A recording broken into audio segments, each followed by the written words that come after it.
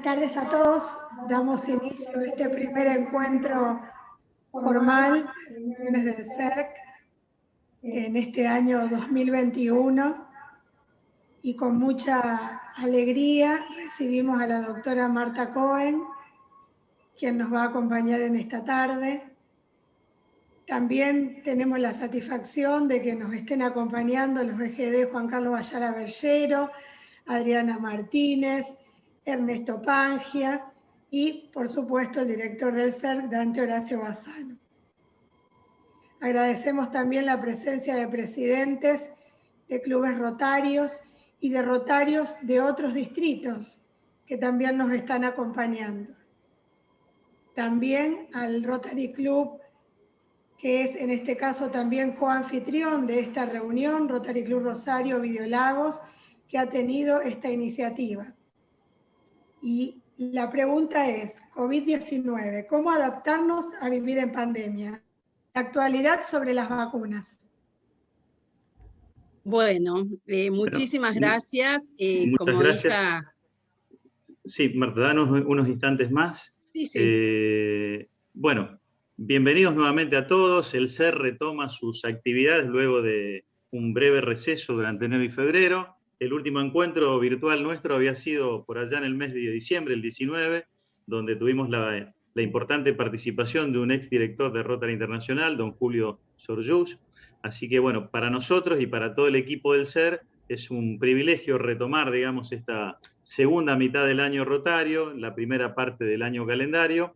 Así que bienvenidos. Creo que las dificultades por las que seguimos pasando, sobre todo y en particular en la Argentina, abonan la necesidad de tener la mejor información y no tenemos dudas, digamos, que a partir de la disertación de la doctora Marta Cohen así podremos disponer de ella. Así que bienvenida, Marta, para el CER, para el Rotary Club de Rosario Ovidio Lagos. Es un verdadero privilegio poder contar con tu grata presencia. Así que le damos también la bienvenida a todos y esperemos tener una feliz y agradable velada, que va a consistir fundamentalmente en la charla como nudo central de Marta. La idea después que puedan hacer algunas preguntas a través del chat.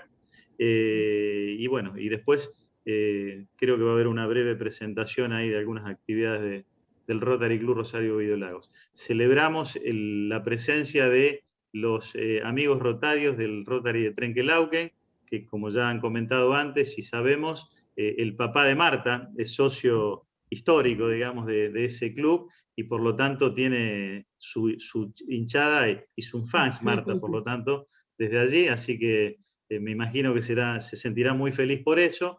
Y bueno, bienvenidos a todos y también para nosotros es una alegría compartir esta actividad con todos ustedes. Seguidamente le vamos a dar la palabra a nuestro director del Centro de Estudios Rotarios y de Capacitación, el doctor Dante Horacio Bassano, quien es ex gobernador de distrito de nuestro actual distrito 49-45. Así que, Dante, por favor, si vos querés dar comienzo formal al inicio de esta reunión. Y gracias, Eduardo. Bueno, bienvenidos todos.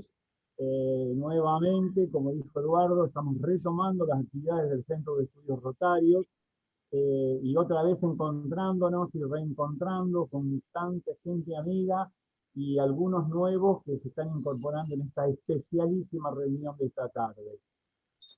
Cuando las autoridades de Rotary Club Ovidio Lagos, Anita, Lidia,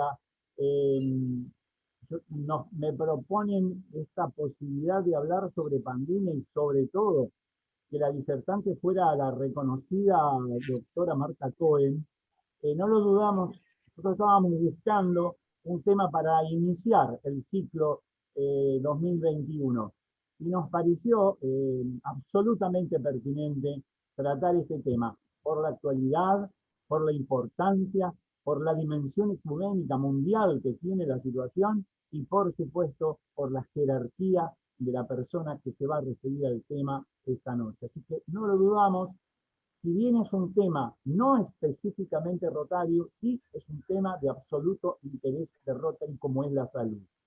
Así que estamos muy contentos de trabajar en este caso junto al Rotary Club Ovidio Lagos en la organización de esta reunión.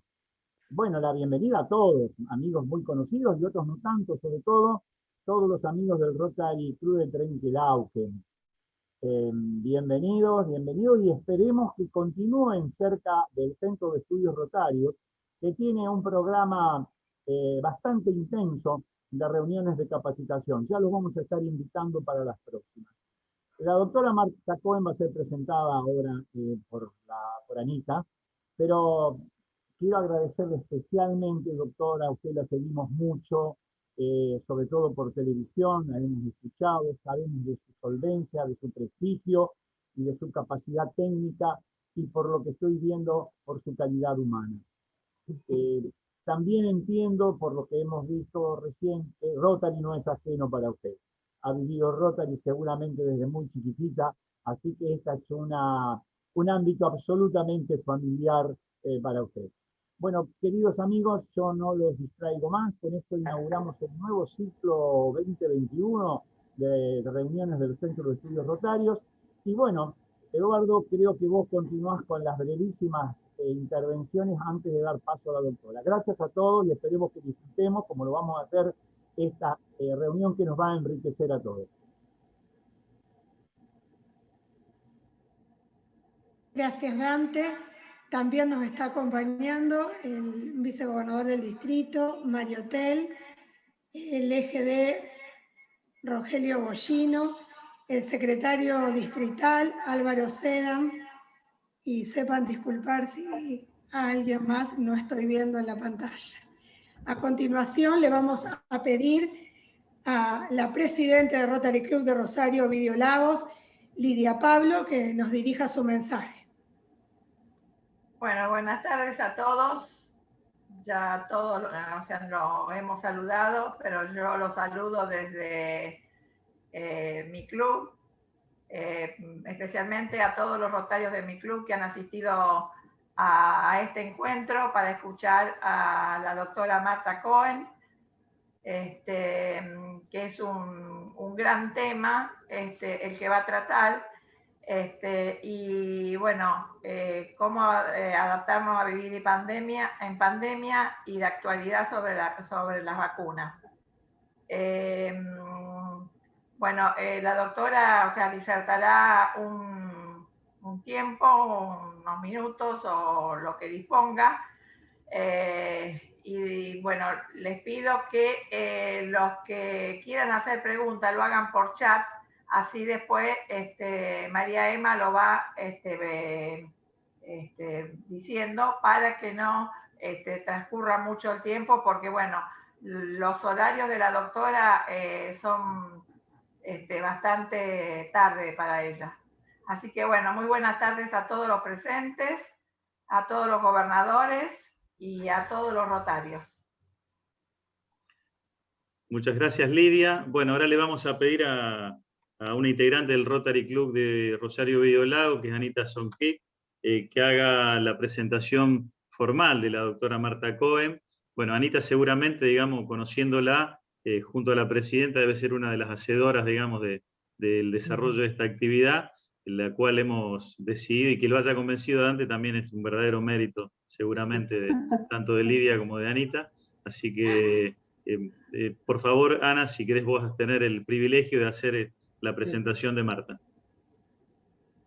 Ya lo creo, Eduardo, gracias. Es un privilegio tenerla a la doctora Cohen con nosotros hoy, que disponga de un tiempo porque la vemos continuamente informando en todos los medios de prensa, además de dedicarse a su profesión, a la ciencia, en beneficio del mundo. Eso es un agradecimiento eterno, Marta. Bueno, ya estuvimos hablando previamente, Marta nació en Trenquelauquen, se recibió de doctora de médica a los 22 años con un promedio superior a 9. Eso es importante decirlo, Vive, como dijo recién, en Sheffield, Inglaterra, hace 18 años ya. Está casada con Ernesto Correa, arquitecto tucumano, ex rugbier y cantante de ópera. Tiene 3 hijos, Martina, Guillermina, Emiliano, que cumplió años hace muy poquito.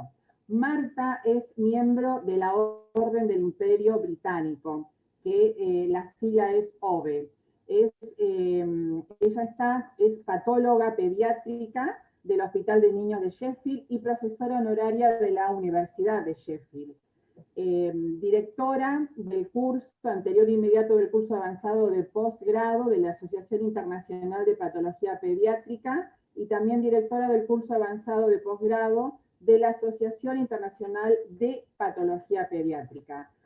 También da la cátedra de director y del programa del Centro de Formación Avanzada de Patología Pediátrica y Perinatal de la Sociedad Europea de Patología desde el 2016 hasta la actualidad.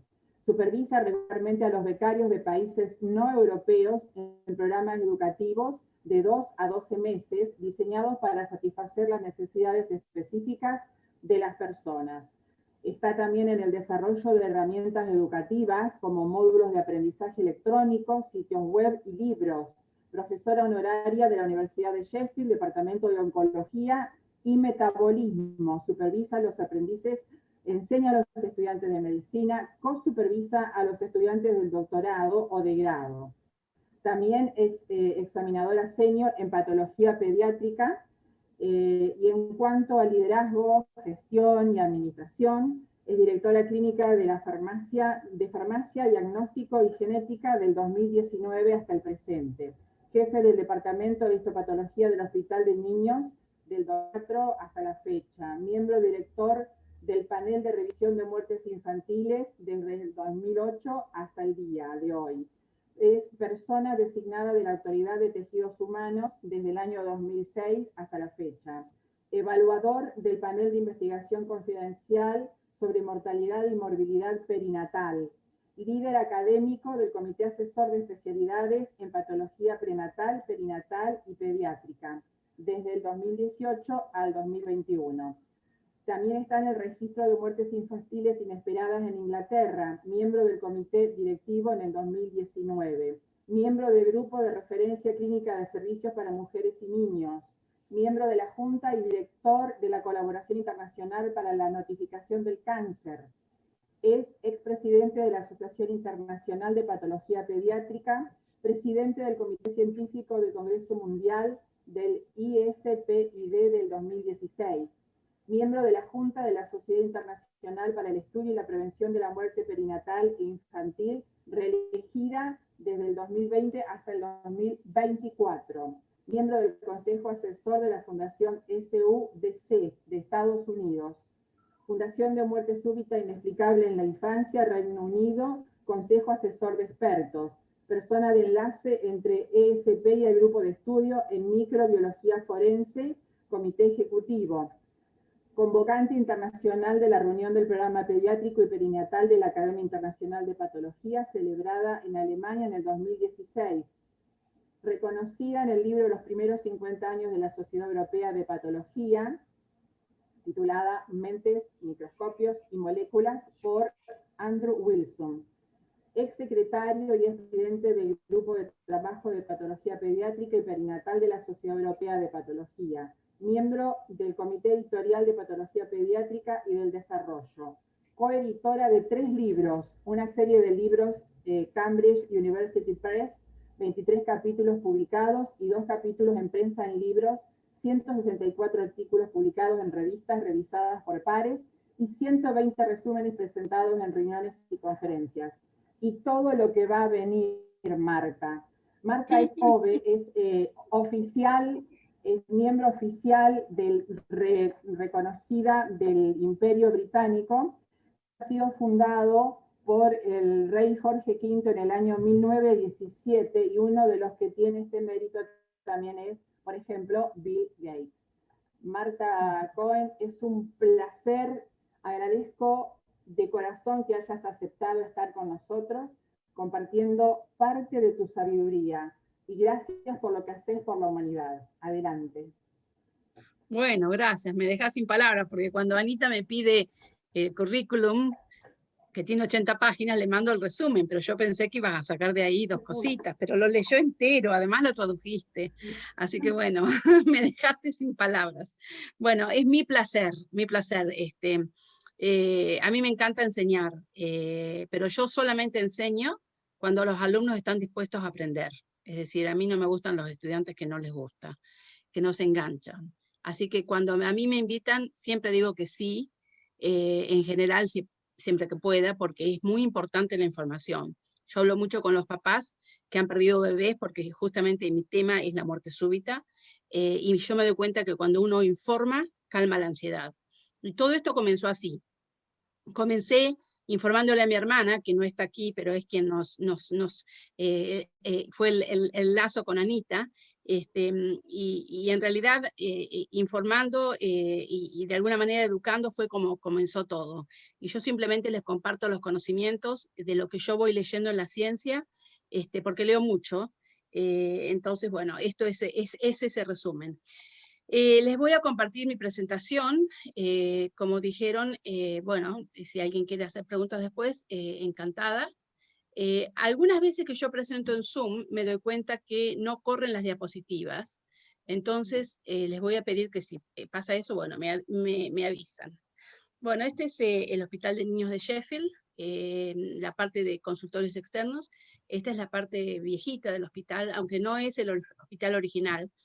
A los que llegaron antes, les estaba contando que este hospital se fundó en 1876, que es el mismo año que se fundó mi pueblo, Trenkelauken, y comenzó en otro edificio con unas 5 camitas.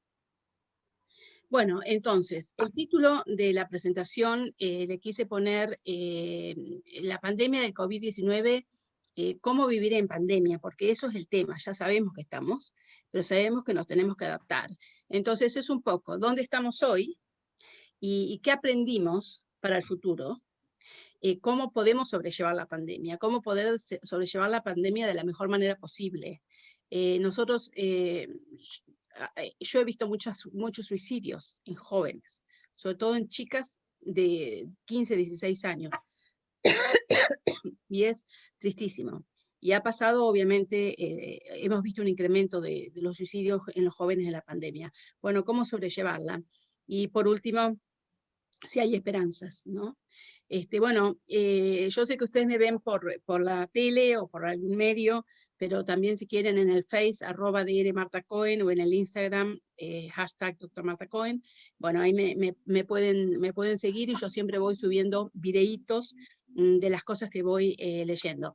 Bueno, esto es la parte de consultores externos, se hizo hace unos 3 años más o menos esta parte. Ahora todas estas sillitas están separadas con tabiques, entonces hay 2 sillitas, porque cada niño puede venir con una sola persona, un solo papá.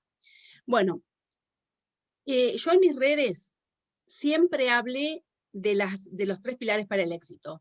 En realidad mi hacedora es en parte mi hermana, porque mi hermana Cali, que no está acá y es una pena, es licenciada en comunicación. Entonces, cuando yo le informaba a ella desde el mes de abril hasta el mes de más o menos junio, que fue cuando empezó a tener todo más trascendencia, ella me decía que hiciera videitos cortos y que tenía que ser concisa.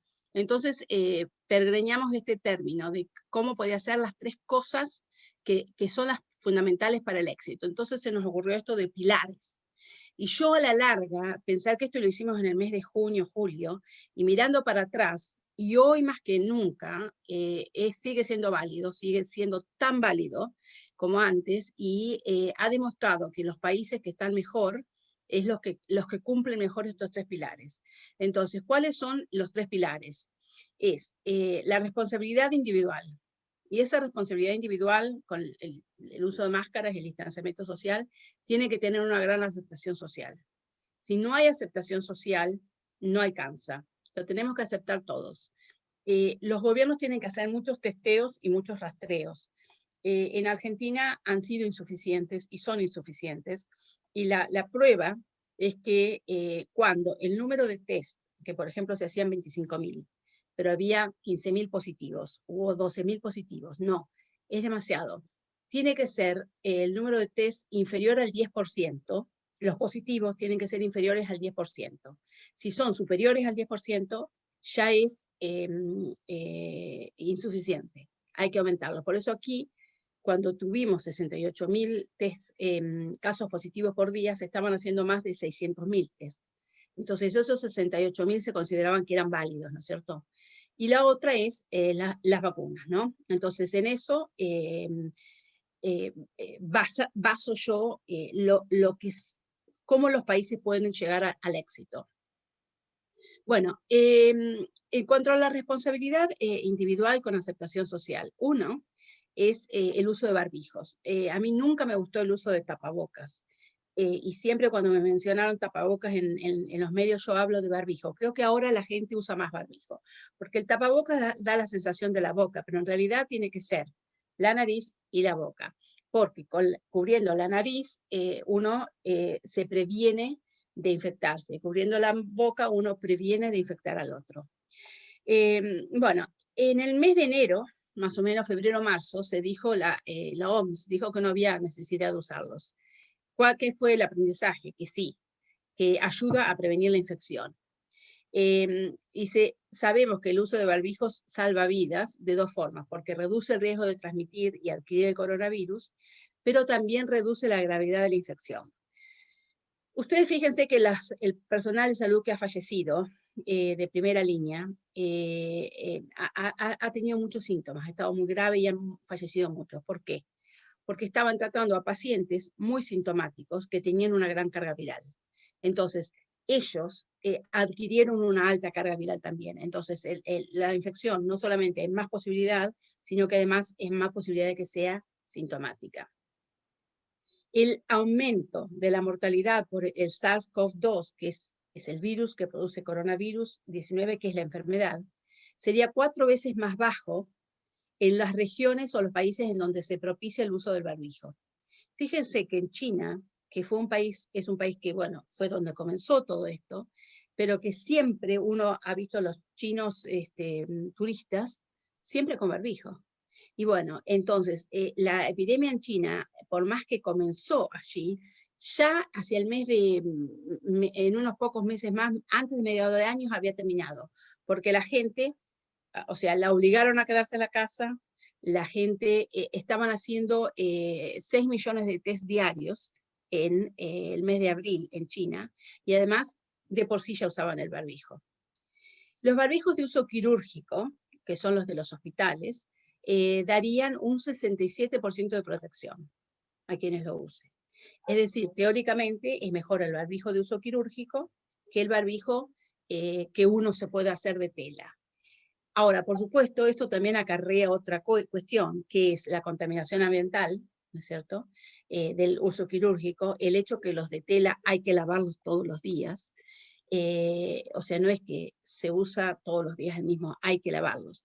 Pero la otra cosa es que con la nueva variante de coronavirus que han ido surgiendo, específicamente la que surgió en Brasil, en Sudáfrica, en Estados Unidos y aquí en el Reino Unido, podría ser que la capacidad de protección de los barbijos quirúrgicos sea menor al 67%, porque el virus se transmite mucho más fácilmente. Hicieron en Hong Kong un experimento interesante en hámsters y ponían animales infectados en una cajita, en una caja, y los separaban os dejaban nada, no había separación, o jaulas, quise decir, o los separaban con un material de barbijo. Entonces vieron que cuando no estaba esta barrera de material de barbijo, el 66% de los hámsters se infectaba. Cuando se les colocaba la separación de este material, el 25% se infectaba. Además, los hámsters que se infectaban presentaban síntomas de menor gravedad si había separación de tela. O sea, esto fue, y este estudio es de alrededor del mes de abril más o menos, ¿no?, cuando se comenzó a ver que en realidad había que usar los barbijos, no solo porque protege, sino que además protege también contra las formas más graves de la misma, porque reduciría la dosis y por lo tanto la infección sería leve o asintomática. El virus tiene un diámetro de 0.1 micrones, pero no viaja solo en el aire, sino que se transmite en las gotas de saliva y en aerosoles. Por eso si uno canta, se emite la voz y por lo tanto si uno está infectado también la saliva y el virus. Si uno tose, si uno escupe, si uno estornuda, si uno grita, ¿no es cierto? Y las mayorías se transportan en gotas de 1 a 10 micrones de diámetros Y lo importante, es decir, el virus mide 0.1 micrón, pero está en gotitas de saliva que son hasta 10 micrones. Pero pueden permanecer en el aire. Y pueden permanecer en el aire, en un ambiente cerrado, hasta media hora. De ahí la importancia de mantener los lugares aireados, ¿no es cierto? Entonces, como ya les dije, se propagan a otra persona y por la acción de la gravedad cae rápidamente al suelo. Pero los aerosoles, sobre todo, por eso los procedimientos quirúrgicos, por ejemplo, con que utilizan endoscopías o que producen procedimientos aerosoles, se frenaron mucho durante el principio de la pandemia porque son de alto contagio. Bueno, también puede ser que cuando utilizan los barbijos con algodón y seda, si alguien los quiere hacer caseros, algodón y seda es lo que mejor protege dentro de los que no son quirúrgicos. Entonces, con respecto a el aire, es muy importante entonces la circulación del aire, mantener las ventanas abiertas, y si se usa aire acondicionado, por ejemplo en un negocio, en el calor, que esté la puerta cerrada, que el aire acondicionado no sea de recirculación de aire. Entonces, una de las cosas que dice ahora las organizaciones internacionales, que ya se sabe que no se contagia tanto por las superficies, y eso de que gastábamos tanto dinero en higienizarnos las manos todo el tiempo, en limpiar los zapatos, en limpiar las bolsas, etc. En realidad, el contagio por la superficie no es tanto. Habría que invertir más que en eso, en toda la parte de aireamiento y de los espacios. Otra cosa que es muy importante, además del uso del barbijo, es el distanciamiento. Es un espacio interpersonal mínimo de 2 metros. En todos los, no sé cómo es en Argentina, pero aquí uno entra a un negocio, un supermercado. Bueno, las tiendas están cerradas ahora, pero digamos un supermercado, una farmacia o en el mismo hospital, cuando uno va caminando, han puesto cada 2 metros círculos en el piso. Y si uno va a un lugar, tiene que mantenerse en el círculo de al lado. No puede, porque todo está manteniendo la distancia de 2 metros, porque las partículas virales en general viajan hasta esa distancia de 2 metros. Si son menores de 5 milímetros, con la saliva, potencialmente pueden viajar más de 2 metros, y lo que yo les decía, pueden estar suspendidas en el aire hasta 30 minutos. Esto sobre todo con la variante británica, que es la variante de Kent, que se la conoce como B117, que surgió en el sureste de Inglaterra el 20 de septiembre. Y se sabe con exactitud que surgió el 20 de septiembre, porque comenzaron a ver que había muchos casos de coronavirus, de COVID-19 en la zona de Kent. Y como es una zona muy rica, afluente, de mejor temperatura, cerca del mar, y donde la gente se jubila y se va a vivir a esa zona, entonces pensaron que en realidad era porque todos los adultos mayores, jubilados, cuidándose mucho, en realidad, esto estábamos en octubre, noviembre, había llegado tarde, digamos, el pico allí, porque era que se habían cuidado mucho, hasta que se dieron cuenta que había una nueva variante. Y esta nueva variante la vieron retrospectivamente hasta que había surgido en un individuo en Kent el 20 de septiembre, y bueno, la muestra era el 20 de septiembre, y ese individuo además era un súper contagiador y contagió mucho. Y lo que surgió de ser en ese momento un pequeño porcentaje, cuando hay una nueva variante que es más contagiosa o más letal, pasa a ser la que predomina, y eso fue lo que pasa ahora. Ahora todos los casos de acá son esa variante, o el 90%. Bueno, los visores.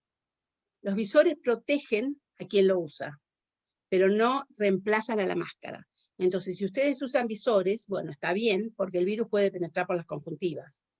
Pero no dejen de usar la máscara, porque la máscara los va a proteger más que el visor, y sobre todo además porque la máscara protege al otro. Y nosotros tenemos que pensar, como yo siempre digo, me cuido yo para cuidar al otro, ¿no es cierto? También es importante los tabiques separadores, como yo les decía, en el hospital, en las escuelas a lo mejor, los chicos de los bancos tienen que estar separados, pero a lo mejor no puede haber una distancia de 2 metros, entonces sí es importante que tengan los tabiques separadores. La higiene. también eso siempre se indica como una de las cuestiones de esta responsabilidad individual. Es importante, pero estaba sobrevaluada. ¿Por qué? Porque en realidad, cuando habían hecho los experimentos para ver si uno podía contagiarse al tomar una manija o al tomar una bolsa que estaba con virus, le habían puesto al experimento mucha carga viral a la superficie. Y en realidad eso no es lo que pasa en la vida real, en donde una persona contagiada tiene una carga viral tan baja que, según la literatura, el riesgo de contagio sería de 5 en 10.000 casos. ¿Y cuánto puede permanecer en la superficie? De 1 a 2 horas, pero nuevamente con la carga viral leve. Bueno, aprendimos mucho durante la segunda ola, ¿no? ¿Qué es lo que están temiendo en Argentina? ¿Qué pasa con la segunda ola? Esta segunda ola, obviamente que puede surgir en Argentina, puede surgir en Latinoamérica, porque de alguna manera Latinoamérica o Argentina es un reflejo de lo que pasa acá. ¿Qué pasó?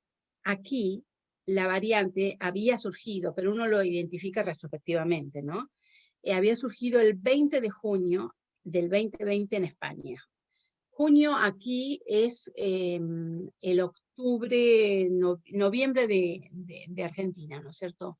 O sea, ya es la primavera, donde la gente está, en julio sería el diciembre, ¿no? Entonces, en junio había surgido en la zona de Barcelona. El 18 de julio, esa variante se la identificó en el Reino Unido, el 22 de julio en Suiza, el 23 en Irlanda. Fines de Irlanda ya estaba, en fines de julio estaba en otros países y también llegó en agosto a Francia. Entonces esta variante que surgió en España, luego se fue transfiriendo, ¿no es cierto? Y obviamente al ser más contagiosa, porque cada variante siempre va tomando más contagio, ¿no? Más contagiosidad, eso será hasta que desaparezca. Ojalá algún día, pronto, y bueno, y fue diseminándose y fue el responsable de que comenzara la segunda ola, entonces, en el... ¿Perdón?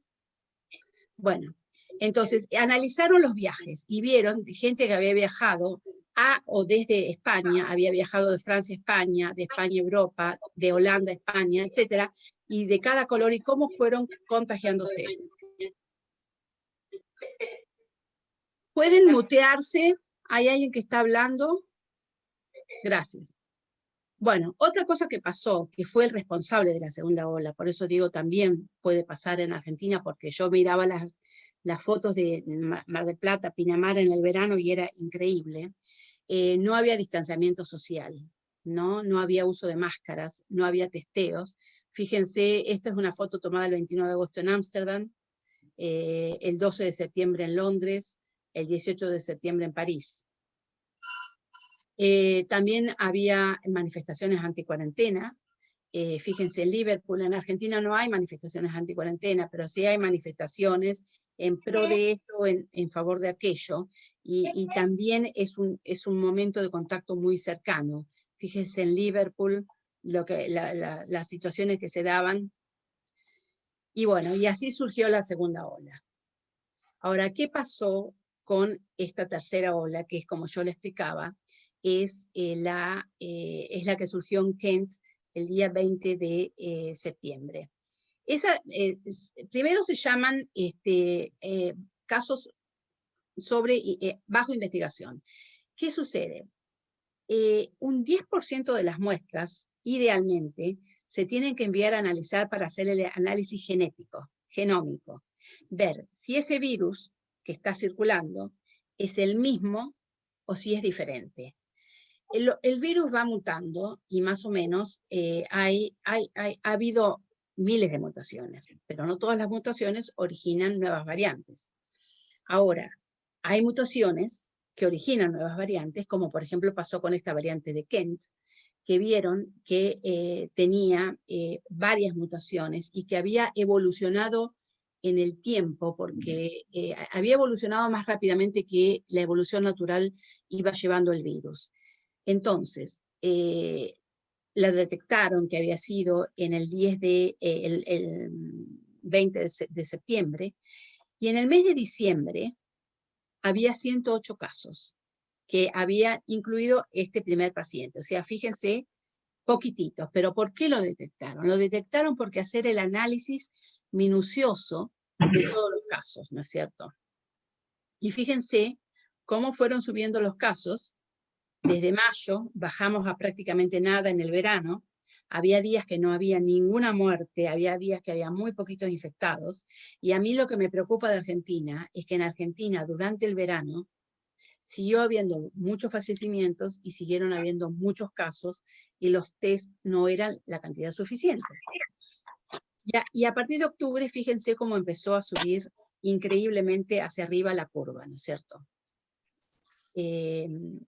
Fíjense, este es el número de casos, como subió. ¿Qué pasa con esta variante? Es un 70% más contagiosa. Pero la variante de Brasil comparte estas características de contagiosidad, pero es aún peor. Es decir, la variante de Kent surge al mismo tiempo que surge una variante en Sudáfrica, surge una variante en Brasil. La variante de Kent es más benigna con respecto a las otras dos. Todas comparten que son un 70% más contagiosas, por eso lo de los barbijos, que en realidad hay que usarlo más que antes, porque ahora nosotros tenemos que andar en los pasillos del hospital. Si yo estoy con una persona, 2 secretarias en la oficina, tiene que usar el barbijo, porque nos tenemos que cuidar muchísimo. Ustedes saben que, o habrán escuchado a lo mejor, que el virus ingresa al organismo por unos receptores que están en la mucosa nasal y en la mucosa oral, que son los receptores para una enzima convertidora de angiotensina. Los niños y los jóvenes tienen menos cantidad de receptores, por lo tanto, se contagiaban siempre menos porque tenían menos puertas de acceso para el virus en su organismo. Ahora, esta nueva variante ha logrado facilitar el ingreso del virus al organismo a través de los receptores. Por lo tanto, ingresa más fácilmente en todos, contagia más a todos, incluyendo a niños y jóvenes. ¿Qué pasa? Los adultos mayores, o la gente mayor, yo diría más de 50 años, todo el mundo se ha cuidado mucho. Los niños y los jóvenes no se cuidaban tanto. Por ejemplo, acá iban a la escuela, pero no usaban barbijo. La edad media bajó.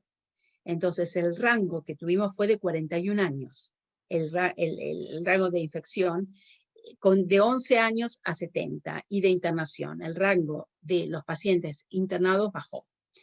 Hay una mutación que es la que preocupa, bueno, es la que facilita todo esto, que se llama N501Y, y que, como yo les explicaba, entra más fácilmente a estos receptores. Y ha evolucionado más rápidamente, ha hecho lo que se llama un salto evolutivo. No es más letal, pero sí produce más síntomas. De hecho, nosotros tuvimos en el mes de enero y febrero más de 40.000 pacientes diarios internados por COVID en los hospitales del Reino Unido. Más de 40.000. Eso era cuando había 68.000 infectados por día. Superó muchísimo la internación con respecto a la primera ola. O sea, la segunda ola fue diferente. Tuvo más síntomas, tuvo menores edades, fallecieron niños también, se saturaron, que no había pasado durante la primera ola, las terapias intensivas de Londres. Hubo que derivar pacientes de Londres a Sheffield, a Leeds, a Newcastle, porque Londres estaba terrible. ¿Por qué? Porque Londres tiene mucha gente joven, ¿no es cierto?, que eran los que más está infectado. Y eso vuelvo nuevamente a la necesidad de hacer los test. El 80% de los casos son asintomáticos. Si los gobiernos no hacen test para captar a todos, no van a captar a los asintomáticos, que van a seguir transmitiendo la infección sin saberlo, ¿no es cierto? Bueno, esto era para decir que ahora más que nunca, con esta nueva variante que es tan contagiosa, necesitamos usar el barbijo más el distanciamiento social. Porque hay gotas muy grandes que llegan cuando uno está a menos de 2 metros, Hay otras gotas que llegan cuando uno está hasta 2 metros, y otras más chiquititas, los aerosoles, que llegan a más de 2 metros, ¿no? Y bueno, y esto es el tamaño de las partículas, y cómo pueden ingresar si uno no usa el barbijo con respecto a que si lo usa. Bueno, el número de casos, como yo les decía, y se incrementó increíblemente, y fíjense, la primera ola fue aquí, y fíjense lo que pasó con la segunda ola. Yo ya les digo que lo que pasó en enero fue el tercer pico, ¿no es cierto? Porque la segunda ola fue esa variante de Barcelona, que comenzó en septiembre, pero el tercer pico para mí fue el que comenzó en diciembre, los primeros casos, pero recién fue en enero, cuando hubo que cerrar el país por 2 meses. Tuvimos 2 meses sin clases, recién ha comenzado la semana anterior. Y bueno, fíjense, esto es en enero, con 68.053 casos. Estos datos, yo esta presentación la terminé de armar el día 7. Fíjense que acá está este dato. Habíamos tenido más de 4 millones de casos y más de 124.000 fallecimientos.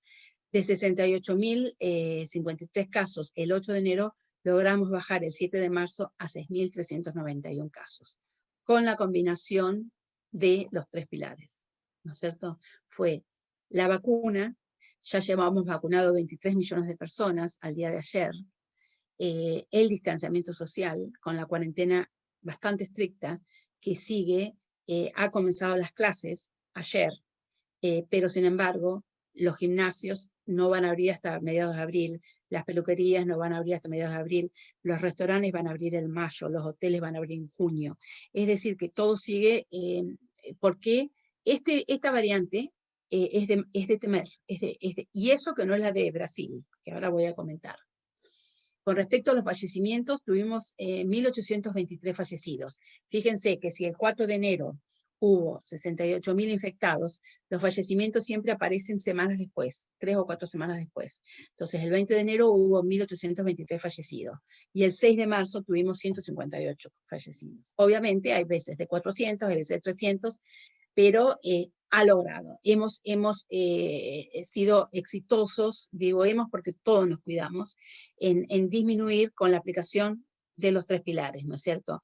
Y en este momento, hoy decía el secretario de Salud que el número de casos en los hospitales ha bajado de más de 40.000 diarios a menos de 10.000, cosa que es una muy buena noticia. Bueno, los test, como yo les decía, la capacidad de testeo es de más de 750.000 y se han realizado muchísimos test. Los días que más se realizaron cercanos a los 600. Fíjense cómo el número de casos fue aumentando paralelo al número de test. Por eso, cuando el número de casos positivos es más de un 10% del número de test, el número de test está siendo insuficiente. Entonces ahora vamos a, bueno, eso es, bueno, ¿qué aprendimos? Aprendimos que sí o sí, lo más eficaz es la responsabilidad individual con la aceptación social. Si hay países como Vietnam que lo pudieron hacer, que son pobres, que no tenían vacunas y que bajaron el número de casos, es porque tuvieron eso, una gran responsabilidad individual con una gran aceptación social. Entonces tenemos que mantener el distanciamiento social, tenemos que trabajar desde casa mientras podamos, porque el COVID puede estar mejor en el Reino Unido, pero la gente no va a volver a trabajar. Aquellos que pueden trabajar desde la casa lo van a seguir haciendo, porque tenemos que evitar el aglomeramiento en los colectivos, en los medios de transporte, en las oficinas, tenemos que mantener el distanciamiento. Aunque la gente esté vacunada, igual vamos a contagiar, o podemos contagiar, así que también, bueno, es algo que voy a mencionar después.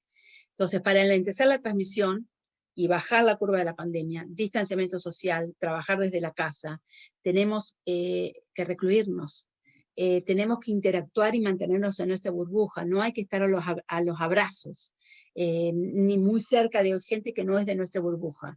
Y bueno, pasamos más tiempo en casa y más tiempo sentados. Entonces, una cosa muy importante es la actividad física. Hay que mantenerse activos, porque mejora el sobrepeso, mejora la diabetes, mejora la hipertensión, disminuye el riesgo de accidente cerebrovascular, las condiciones de salud que aumentan el riesgo, que todas estas aumentan el riesgo de tener una forma más grave de coronavirus, ¿no? Además mejora el tono muscular, el metabolismo óseo, mejora el balance, previene las caídas en los adultos, reduce el riesgo de depresión y ansiedad, el estrés, mejora las habilidades cognitivas, la resiliencia emocional y retrasa los síntomas de demencia y en el Alzheimer. Es decir, ayuda no solamente a mantener la salud física, sino también la salud mental. Y en este momento, bueno, eso da para otra charla. El tema es la salud mental de todo el mundo, de toda la población, pero sobre todo de los niños y de los jóvenes. El estrés postraumático que van a tener ellos va a ser increíble, pero bueno, eso es para otro día. Esta pandemia a mí me ha puesto en contacto con muchísima gente, como ustedes ahora, que nunca hubiéramos llegado a interactuar si no hubiera sido por esto. Yo siempre digo, la pandemia sacó lo mejor de muchos y lamentablemente lo peor de pocos. Y bueno, Daniel Tangona es una persona que es un entrenador, un personal trainer, y tiene su columna de La Nación sobre deporte y salud. Así que este domingo va a salir una columna que más o menos dice esto que les estuve comentando en La Nación, en su columna, en la columna de Daniel. Pero si ustedes están interesados, él también les puede dar alguna charla, porque hemos dado muchos Instagram Live con Daniel, y también habla mucho de los beneficios de la salud pública. Así que bueno, acá está su Instagram. Es muy importante entonces, como decía, lo de la salud mental, porque y la contención de todos, ¿no es cierto? Porque uno tiene el riesgo, el miedo a la muerte, el miedo a contagiar al círculo íntimo. Por eso yo digo, nos cuidamos para cuidar al otro. Creo que tenemos que ser muy generosos, y cuidándonos nosotros mostramos la generosidad. Y bueno, también obviamente el miedo a la discapacidad, porque sabemos que el coronavirus, un 30% de los pacientes que han tenido síntomas quedan con secuelas a largo plazo. Y si el síntoma ha sido un accidente cerebrovascular, obviamente va a quedar una complicación neurológica, ¿no es cierto? Entonces tenemos que trabajar en equipo. Bueno, hay esperanza. Nuevamente, sí, la esperanza es manteniendo los 3 pilares, ¿no es cierto? De la vacuna, de la responsabilidad individual, el testeo y el rastreo. Para que vean ustedes la importancia del rastreo, aquí llegaron 6 casos, o se identificaron con estas pruebas genómicas, 6 casos de la variante de Brasil, de Manaus, que no solamente es muy contagiosa, sino que además evade el sistema inmune generado por la vacuna. Es decir, que la vacuna, como está hoy en día producida, no protege suficientemente contra esta nueva variante de Brasil. Es decir, la protección sería hasta 6 veces menor. O sea, es muy poca. De hecho, se están modificando las vacunas. Oxford la está modificando, Sputnik la va a tener que modificar, Sinopharm la va a tener que modificar, pero todo eso hace que son meses de trabajo que se vuelve para atrás. Oxford dijo que la va a tener lista la nueva modificación para octubre. Bueno, hubo 5 o 6 casos, identificaron a 5 y 1 no lo pudieron identificar. Salieron a la televisión a buscarlo, 2 semanas ubicándolo en la televisión. Como no lo pudieron encontrar, porque la persona había mandado la muestra por correo, pero no había puesto los detalles, pudieron ubicar de dónde, el código postal de donde había venido la prueba. Y encontraron que era un código postal en la zona de Bristol. Y pudieron hacer el análisis de que era de 359 viviendas. Era una de esas. Bueno, pues fueron casa por casa a hacer los testeos, lo encontraron en los testeos, porque la persona se identificó y había estado aislada, bueno, respiramos, pero además le hicieron los testeos a todos los vecinos. Eso es fundamental, y eso es toda la cuestión de salud pública y epidemiología que tiene que ser tan fuerte. Bueno, las vacunas. Muchísimos tipos de vacunas. Las que más se utilizan son, hay fundamentalmente 3 tipos. Las vacunas más antiguas, que son las de virus inactivado, es por ejemplo la de Sinopharm o la de Sinovac. Son métodos muy antiguos La vacuna de la polio, que fue la primera que se hizo, la vacuna de la rabia, tenían este método. Es un método que probablemente dé una inmunidad corta. De hecho, la de Sinovac da una inmunidad del 50.6%, una cosa así, la eficiencia. Por lo tanto, no van a ser las más populares a largo plazo. Las vacunas genéticas que se hacen son completamente sintéticas, como la de Pfizer o la de Moderna, son vacunas muy nuevas, que nunca se han probado, que se hacen en el laboratorio, que bueno, lo que tienen es que sí tienen una alta eficiencia, de un 96%, pero en realidad es la primera vez que se las está utilizando. O sea que esperamos que sea realmente seguro el método. En cambio, si hay que modificar el mensaje, porque hay una nueva variante, es mucho más fácil y tarda poquitas semanas. Mientras que las vectorizadas, como son la de Oxford, la de Sputnik, la de Johnson, hay que volver atrás en el laboratorio, y ya les dije, tardan muchos meses. Pero esas vacunas son unas vacunas que hace mucho tiempo que se están utilizando, y por eso, bueno, creo que son las de mi mayor confianza, ¿no? Las que sean las vectorizadas. Bueno, nosotros aquí comenzamos el 3 de diciembre en el Reino Unido, con la primera vacuna, que fue la vacuna de Pfizer. Se vacunó, todo fue muy bien organizado, creo yo. La ventaja es que hay un sistema de salud único, que es el Sistema Nacional de Salud, y que funciona en los 4 países del reino. No hay hospitales sindicales. Los hospitales privados son pocos y no son de alta complejidad. No hay hospitales de obras sociales tampoco. Es decir, todo el aporte va hacia el Sistema Nacional de Salud, que creo que en este momento fue vital para que pudiera, bueno, por ejemplo, hacer desplegarse la vacunación de una manera adecuada. Entonces, primero se vacunó a los mayores de 80, que estaban en los geriátricos, y a quienes los cuidaban. Y al personal de salud de primera línea. Y luego, cuando llegó la vacuna de Oxford, se vacunó a todo el resto del personal de salud, se vacunó a los mayores de 80 de la comunidad, luego a los mayores de 70 y a las personas con preexistencia, a los discapacitados y quienes los cuidaban, después a los mayores de 60, después a los mayores de 50. Ahora están vacunando a los mayores de 55. Bueno, la vacuna de Oxford, el 8 de diciembre salieron publicados los resultados, y fíjense que la Unión Europea no había aprobado inicialmente, porque ahora ya lo acaba de aprobar, la vacunación en los mayores de 65 años, porque dijo que había pocos casos, o sea, no había sido aprobado suficientemente. Pero en realidad, cuando uno hace la prueba en las edades, va comenzando por de 18 a 55, de 56 a 69 y más de 70. Y siempre se va haciendo más chico el número, y se va haciendo hacia el final, cuando el primer grupo sano y joven demostró que era segura. Ahora esta vacuna ya se está probando en embarazadas y se está probando en niños de 6 a 18 años. Y yo estimo que hacia el mes de octubre ya se va a poder dar a las personas, a los niños, ¿no es cierto? Cosa que es una gran cosa, porque también se pueden enfermar y se pueden morir, etc. Fíjense que también se probó en distintas razas, porque la raza negra, la raza asiática, tienen mayor riesgo de muerte. Se probó en personas con enfermedad cardiovascular, con enfermedad respiratoria, con diabetes, etc.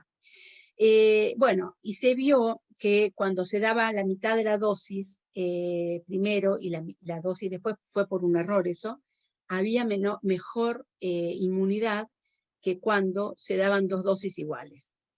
Pero lo que llamó la atención es que cuando lo aprueban el día 30 de diciembre, dicen, el ANMAT de acá, que se llama MHRA, lo aprueba con una dosis, y la segunda dosis a los 90 días, antes de los 90 días. Porque entonces dijeron, vamos a vacunar. Si tenemos 5 millones de dosis, vamos a vacunar a 5 millones de personas. No vamos a vacunar a 2,5 con las 2 dosis, vamos a vacunar a 5 con una dosis.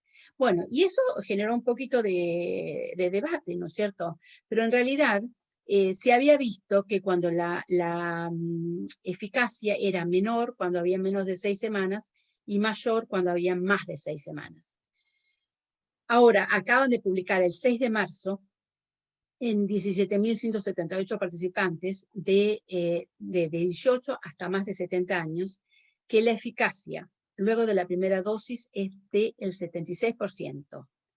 Las personas vacunadas comienzan a despertar anticuerpos a las 2 semanas. Es decir, que cuando uno se vacuna, si al otro día se contagia, va a tener un coronavirus como si no se hubiera vacunado. O sea, se puede morir, enfermar, etc.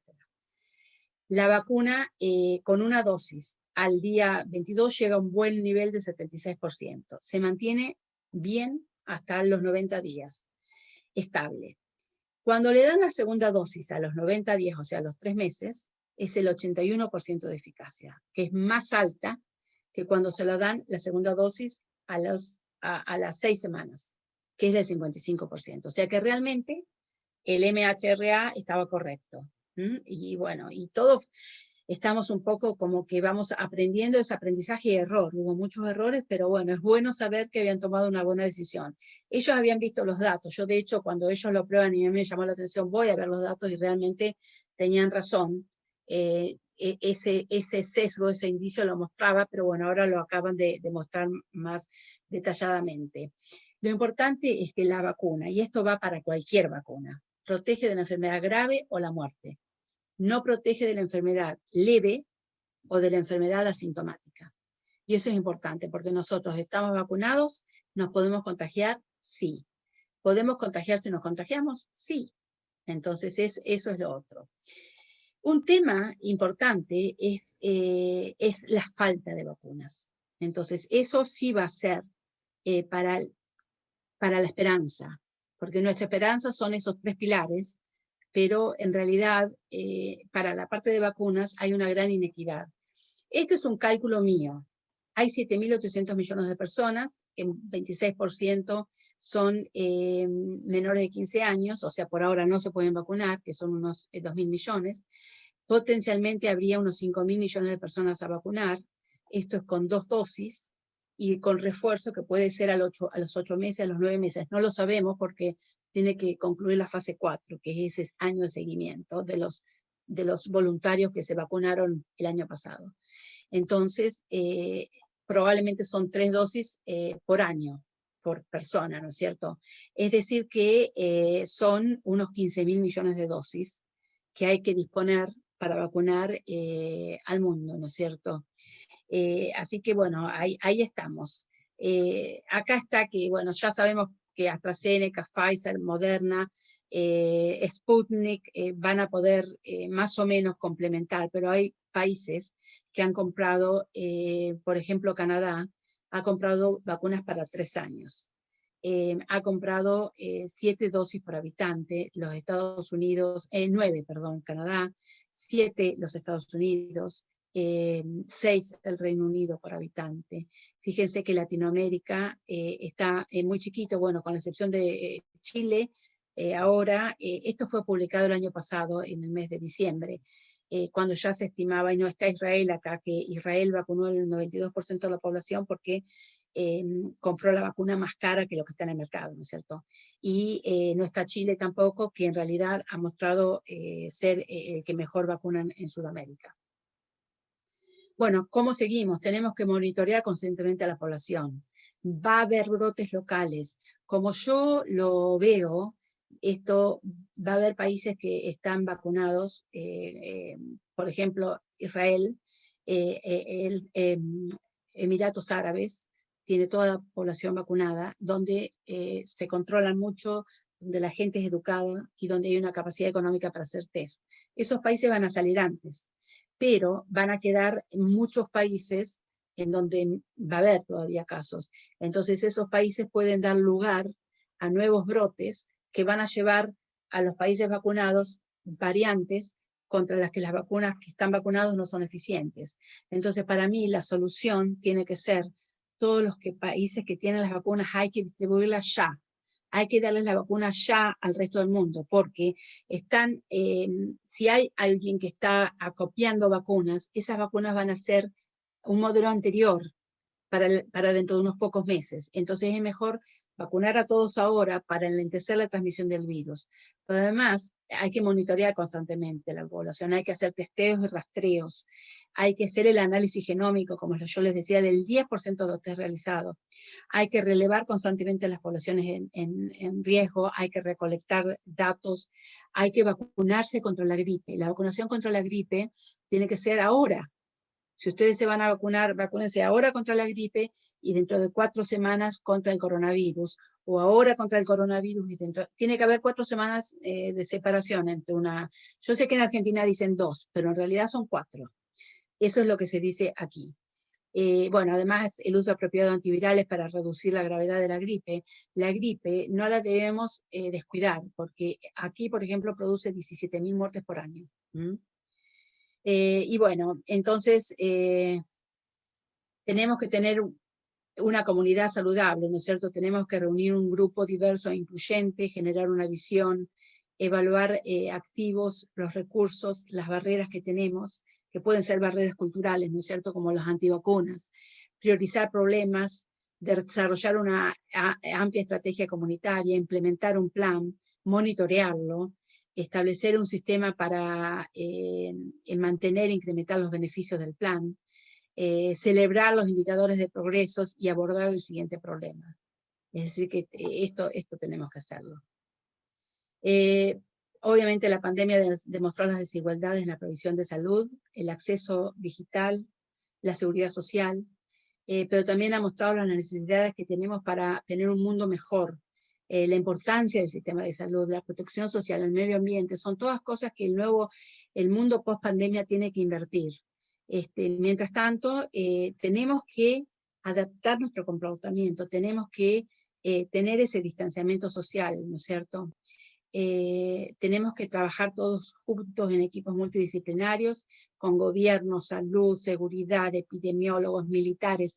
Cuando nosotros empezamos a hacer el planeamiento de las morgues y monitoreamos constantemente el número de casos, como soy patóloga, soy del grupo de célula de morgues, ¿no? Trabajamos con los militares, los que hacían el planeamiento militar, y yo digo, qué bien, porque ellos tienen la idea de la estrategia, que a mí no me entra.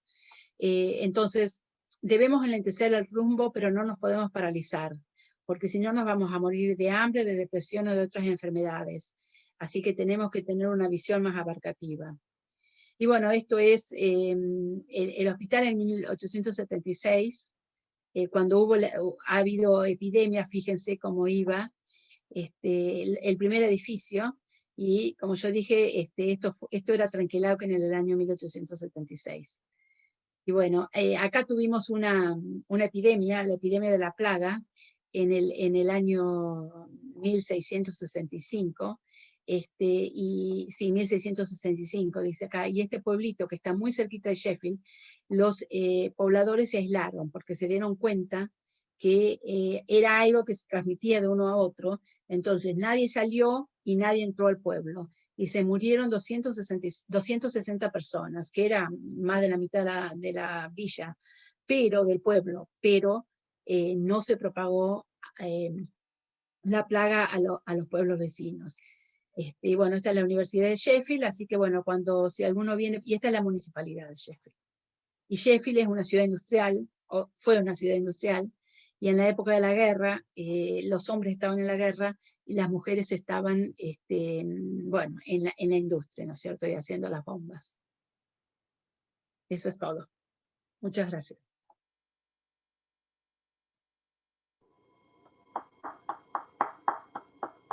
Sí, felicitaciones, muy bien.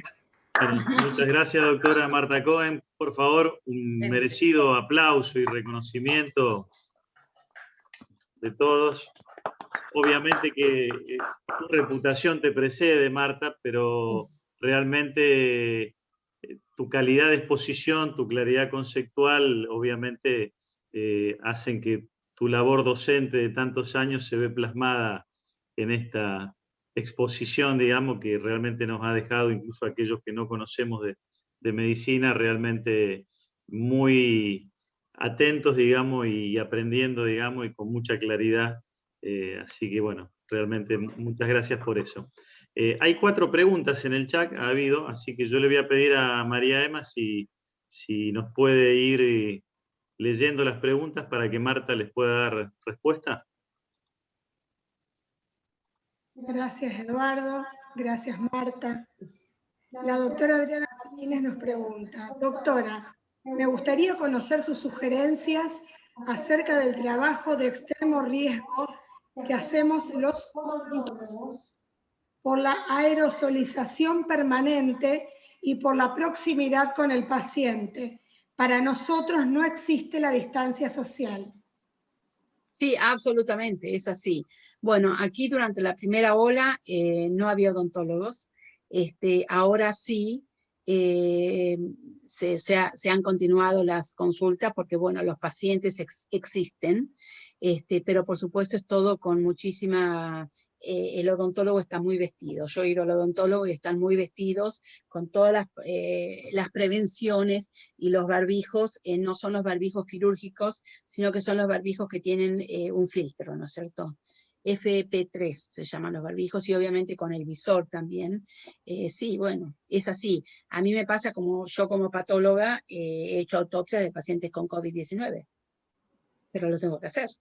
Es decir, es parte de mi trabajo y bueno, lo que tenemos que hacer es protegernos.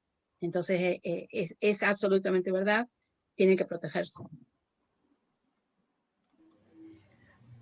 Otra pregunta que dice, quisiera saber qué efectos tienen los pulmones el uso continuo del barbijo durante mucho tiempo, respirando los desechos y el dióxido de carbono que se exhala.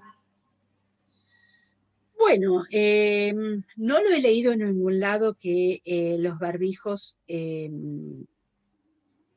o el rebreathing, como le dicen, produzca daño de pulmón. Porque de hecho los barbijos quirúrgicos no impiden la respiración. No, yo no lo he leído, es verdad que es muy incómodo usar todo el día, y sobre todo si uno usa los FP3 es muy incómodo, pero bueno, no creo que produzca daño, no, o sea, digo no creo porque no he leído nada y he leído mucho. En el hospital no ha salido ninguna advertencia con respecto a que puede dañar el pulmón. Al contrario, la recomendación es usarlo por más que es incómodo.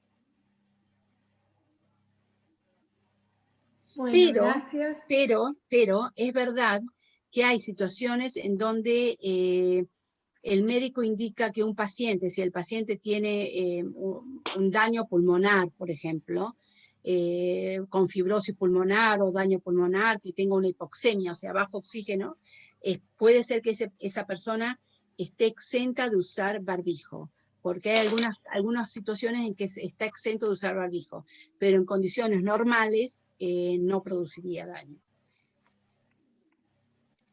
Sigo con las preguntas.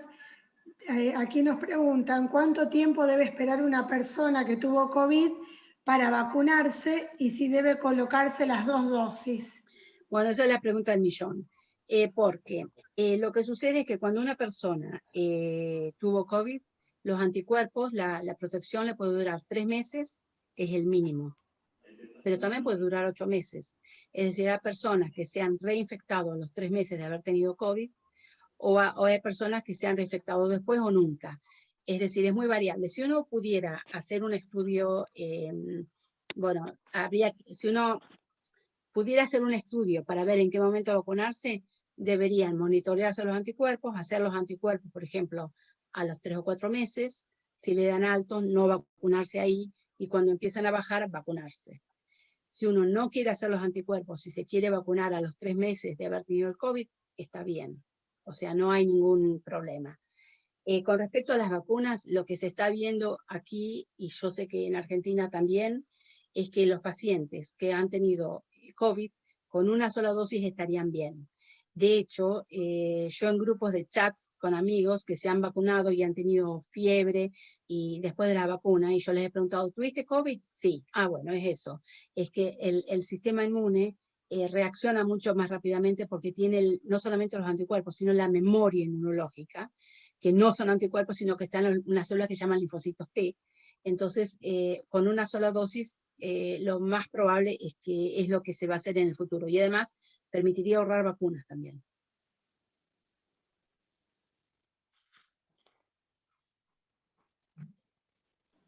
Otra pregunta, ¿la persona que toma corticoides tiene inconvenientes con la vacuna? No, no. No está el consumir corticoides o el recibir corticoides como medicación rutinaria, no está entre las contraindicaciones. La contraindicación especial para la vacuna es si una persona ha tenido un shock anafiláctico o ha estado a punto de tener un shock anafiláctico por tener con una vacuna anterior. Esa es la contraindicación absoluta. Y después, bueno, hay situaciones, si el paciente tiene una depresión inmune, por ejemplo, que, bueno, probablemente debería consultar a su médico, pero en realidad las vacunas artificiales, sintéticas, son las más apropiadas. Aquí nos preguntan si es real que el análisis de desechos cloacales pueda determinar una comunidad libre de COVID.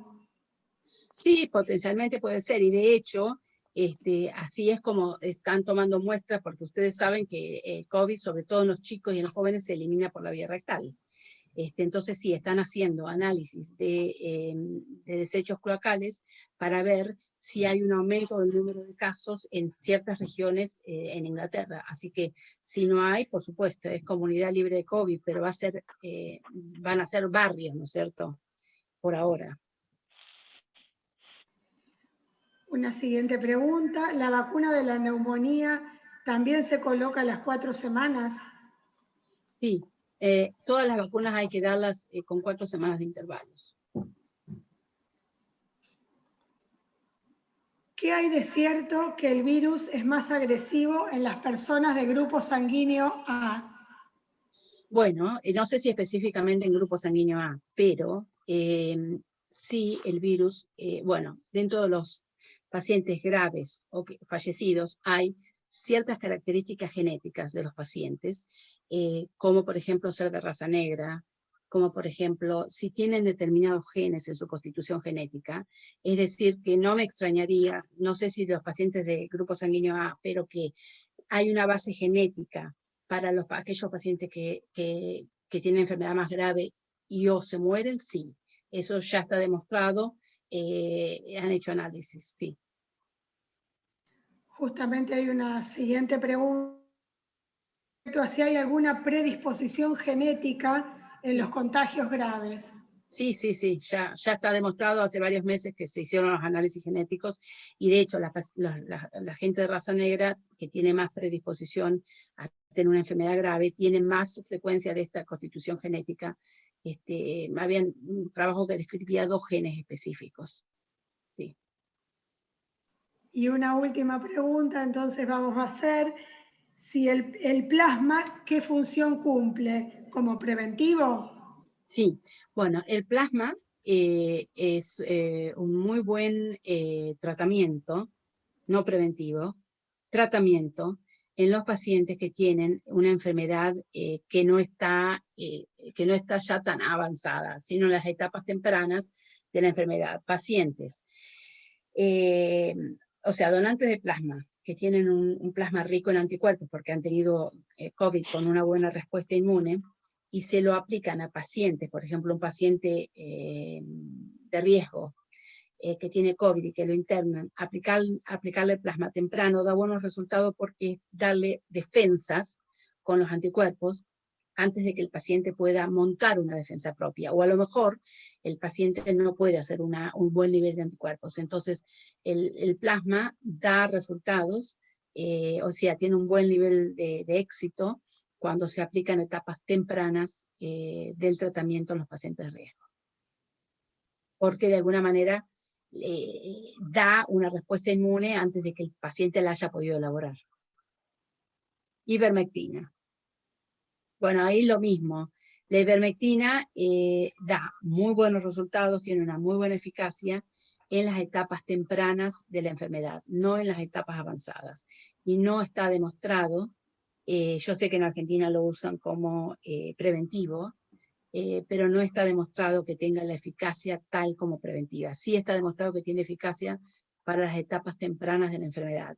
Y lo importante es que la ivermectina tiene que ser administrada por un médico, tiene que ser la ivermectina de uso humano, no la de uso veterinario, por favor. Y además, como tiene una relación con el peso, la dosis, por eso digo, tiene que ser administrada por un médico.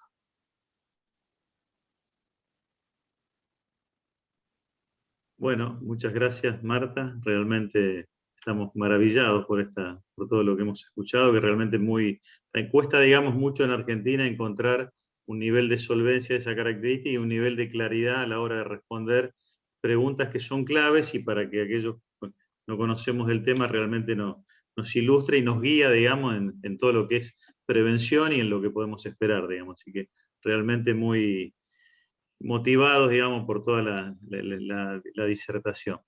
Bueno. Damos aquí finalizado el segmento de Marta. Vamos a tener ahora, creo, un pequeño segmento social, Marta, que te pido que nos acompañes y que compartas, que no sé si Lidia o Anita quieren presentarlo. Creo que ahí Mirta quería hacer alguna presentación, ya está puesta como coanfitriona, así que les damos unos minutos para que lo puedan hacer.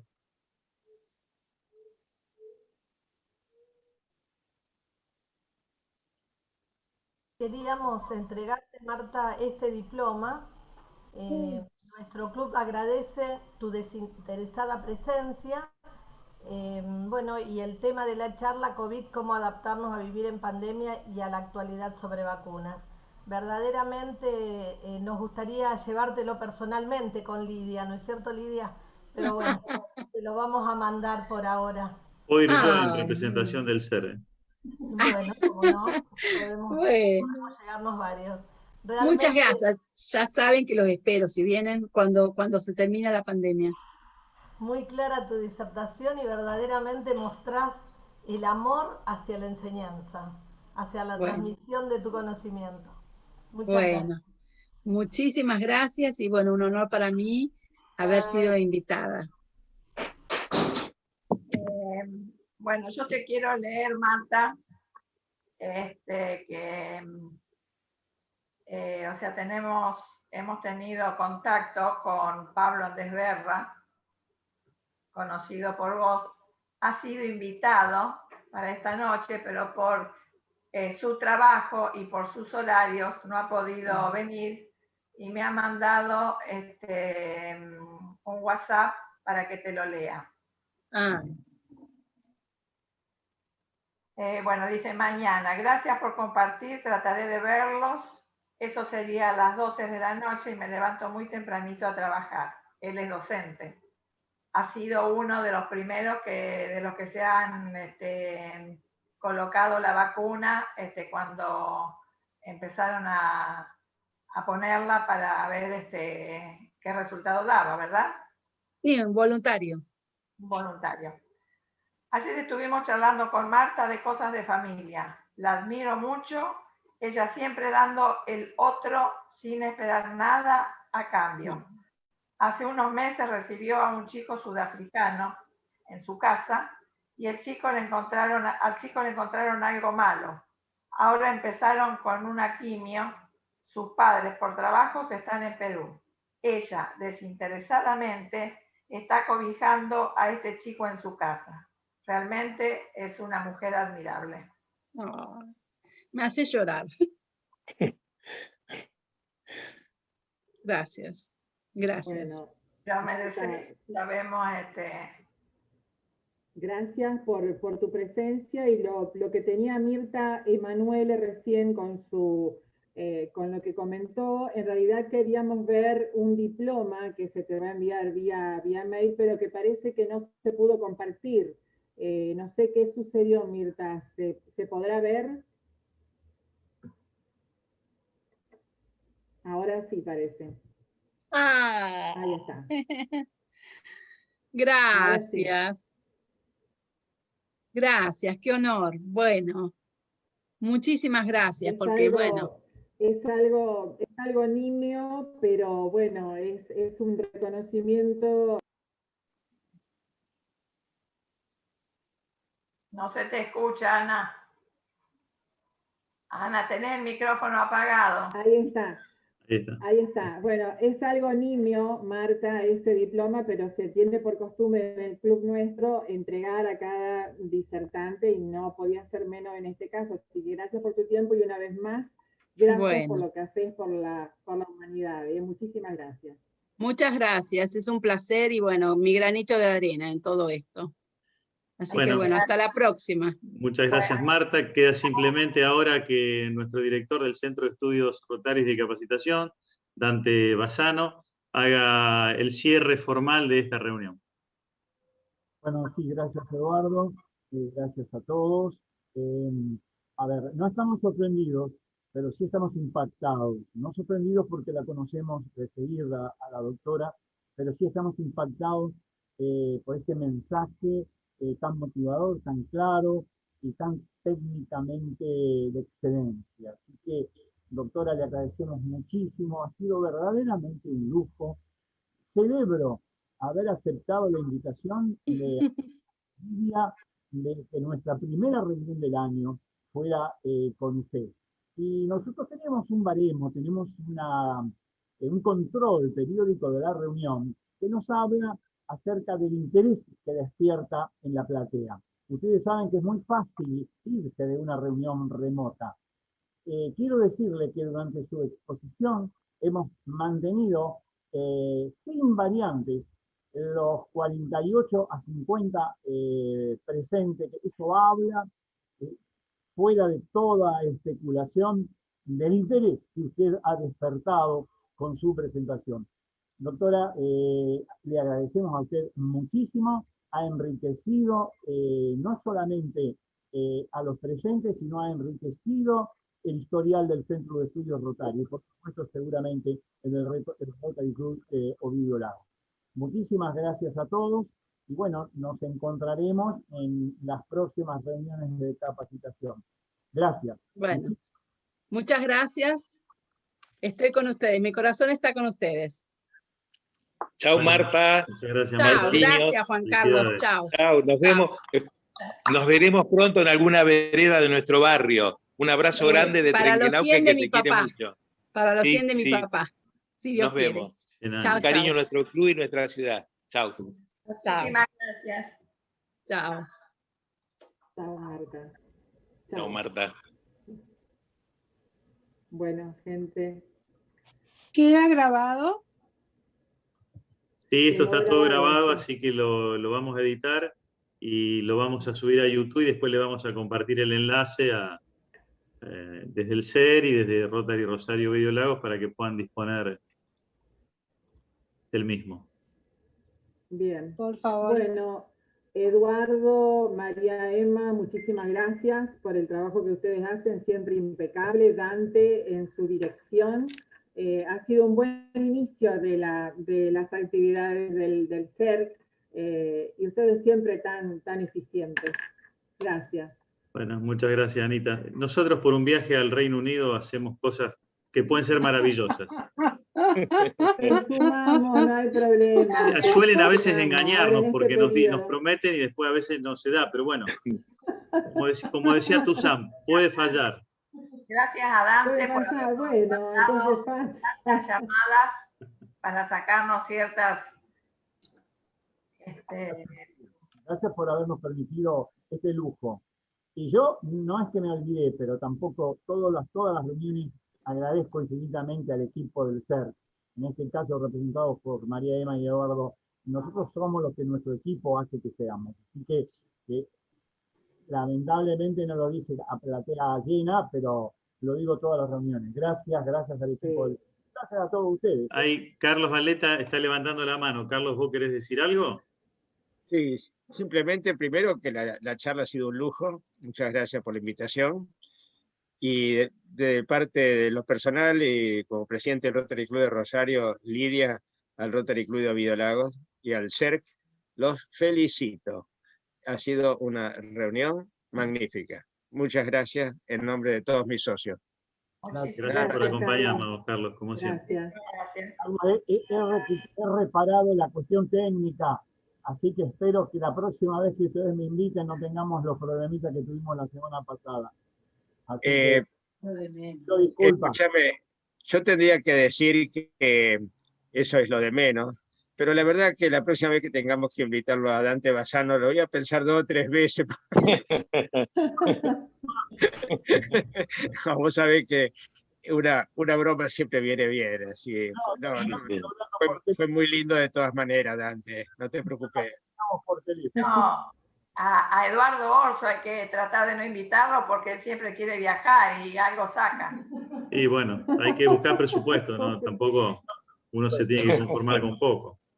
Pero si me permite, mi profe Ángel Pérez Cortés, ahí lo veo, no te había visto, Angelitos, un saludo amable, tanto tiempo. Nos vemos ya con más frecuencia. Si me permite, quería agradecerle en nombre del Rotary Club Trenquelauquen, felicitarlo por este hermoso programa que han dado, con todo el orgullo que sentimos por nuestra vecina Marta. Muchas gracias, adiós. Gracias a ustedes por estar presentes. Gracias y los comprometemos, ya los tenemos agendados, así que los vamos a las próximas reuniones que hagamos, y le vamos a pedir que lo difundan en su región también.